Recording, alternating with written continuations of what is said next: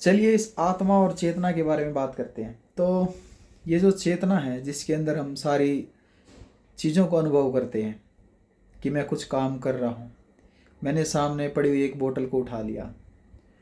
तो ये मेरी चेतना के अंदर है कि मैंने ये ऐसा काम किया है।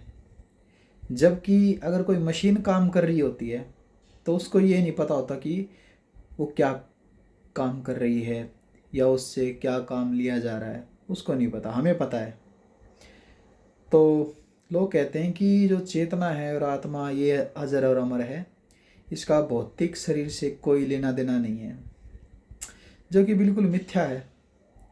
इसके लिए मैं लॉजिकल आर्गुमेंट दे सकता हूँ, जैसे कि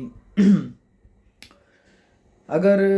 कोई इंसान कोमा में चला जाता है तो उसकी चेतना भी चली जाएगी, उसको कॉन्शियसनेस की जो उसको ख़त्म हो जाएगी एक तरह से। अच्छा, और फिर आप ये सोचिए कि छोटा बच्चा है, छोटा बच्चे के अंदर चेतना बड़ी कम होती है, उसे बड़ी अवेयरनेस अपने बारे में कि क्या चल रहा है, वो क्या कर रहा है, उसका पता नहीं होता उसे ज़्यादातर। और जैसे जैसे धीरे धीरे वो बड़ा होता है, जैसे जैसे उसके अंदर फिजिकल मैच्योरिटी आती है, उसका माइंड डेवलप होता है, माइंड यानी ब्रेन की बात कर रहा हूँ मैं, जो उसका ब्रेन डेवलपमेंट था उसके साथ उसकी जो चेतना है वो और पक्की हो जाती है। और जैसे जैसे वो बड़ा होता है, जवान होता है, जवान होने के बाद जब वो बूढ़ा होता है तो उसकी जो चेतना है वो और कमज़ोर होती जाती है, उसका माइंड कमज़ोर होता जाता है और अंततः वो इस प्रकृति के अंदर विलीन हो जाता है, ठीक है, जिसे डेथ कहते हैं। तो ये कहना कि जो है आत्मा का स्वर्गवास हो गया है, ये दिल को लुभाने वाली बात है। और मज़े की बात यह है कि सारे आज तक स्वर्ग में ही गए हैं, जिस किसी के बोर्ड लगे हों सारे स्वर्गवासी हुए हैं, मैंने नरकवासी का कोई बोर्ड नहीं देखा है अब तक।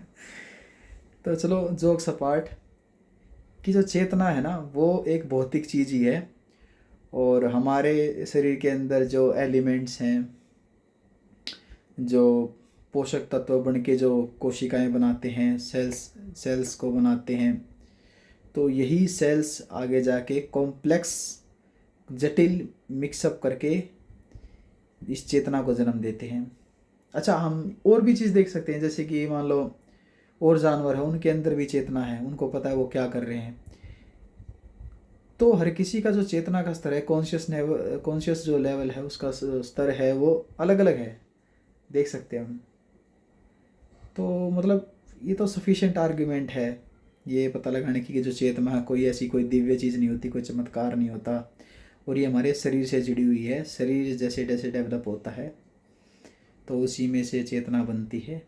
और शरीर ख़त्म होने के साथ वो भी ख़त्म हो जाती है, और जो इंसान है, जो कोई भी जीव है, ये प्रकृति में विलीन हो जाता है।